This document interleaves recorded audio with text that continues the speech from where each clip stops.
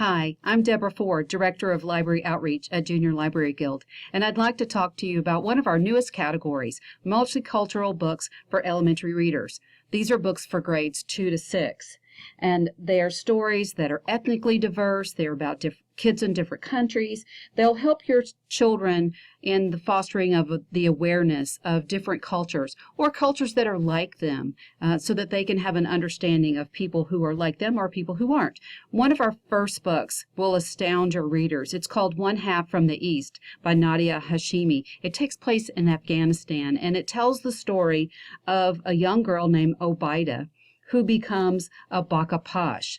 She becomes a boy. She's dressed as a boy. She goes to school as a boy. She plays like a boy. And then, just as she becomes a preteen, as she reaches the onset of puberty, she's changed back into a young girl, which, as you can imagine, would be really upsetting and confusing to a young kid. But this is the culture, this is the tradition in this novel for our young readers.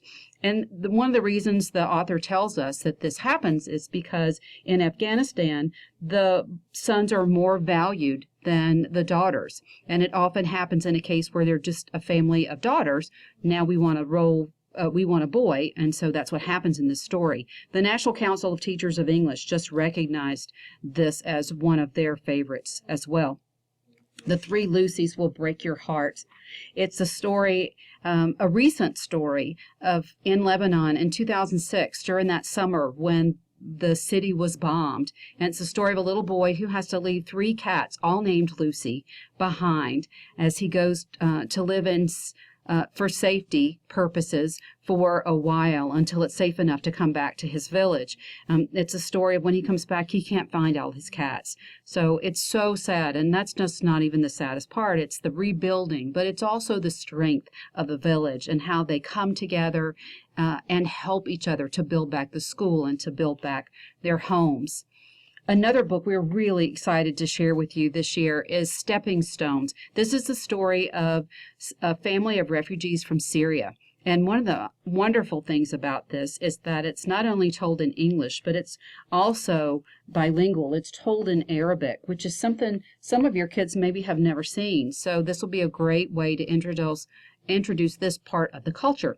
There's also a great video that you might share with your kids. So now I'm taking you into one of the extra things that I do here at Junior Library Guild, and that's to create live binders. And the live binders are just a catch-all notebook for resources that you could use to teach the book. And so since we're talking about stepping stones, I'm going to click on the stepping stones, and you can see the Book Talk to Go over here on the left-hand side and the Junior Library Guild page. And you'll notice that it says Book Talks to Go on the page itself. And so if you're at juniorlibraryguild.com and you see on a book detail page, JLG Book Talks to Go, it'll take you right to the resources. So here you see the author on Twitter, 49th Shelf, which is a blog post, the publisher. There's a book trailer. So I'm going to take you actually to the book trailer and let you see a little bit of that.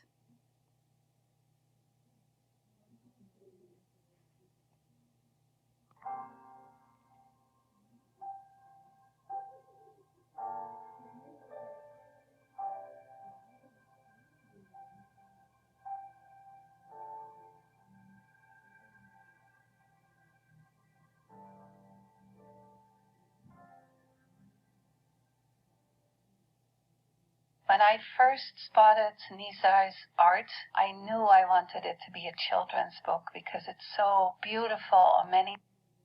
So you can see his artwork, and she discovered him.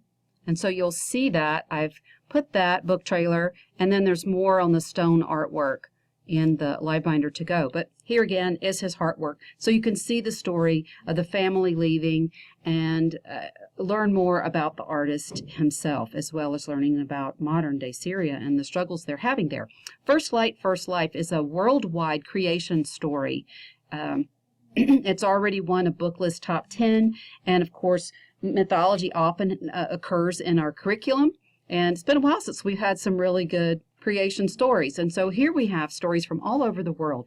In the beginning, there was only water from Fiji. In the beginning, there was fire and ice in Norway. And in Mali, in the beginning, there was a single drop of milk.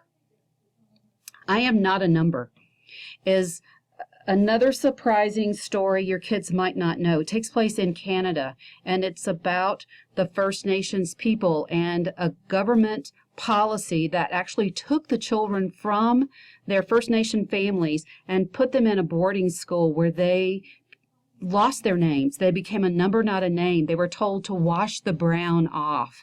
They had their hair cut, which they kept their hair long unless they lost a relative. But when their hair is cut off, they really feel like they're losing themselves as well. It actually is a fictionalized biography written by the granddaughter of a girl who experienced this firsthand. And so in the live binder, you'll see more about the grandmother and what happened to her and how recently Canada has made accessions for this and admitted that this was a terrible thing and should never have happened. And last but not least, yay, a new legend. It's been a while since we've had some good legends, and so we're delighted to have this selection from Mexico, The Princess and the Warrior by Duncan Tonatiuh. And I know how to say that because I've been to teachingbooks.net, where you can listen to the author or the illustrator say his or her name and learn a little bit about the person. But this is sort of a Romeo and Juliet kind of thing, where he also has a task to do before he can be with the princess. And along the way, things don't go quite the way he wants them to. And so, of course, we now have a legend. So I think you will enjoy using that book in your teaching and in your library. This is all part of the Multicultural Elementary category. But as you can see, these are the books that are coming in March and so on. But suppose you don't just teach elementary. Perhaps you're a K-12 librarian or you're K-8. Do we have other multicultural books? Well, of course we do. So you just go to juniorlibraryguild.com and click on Awards and Lists.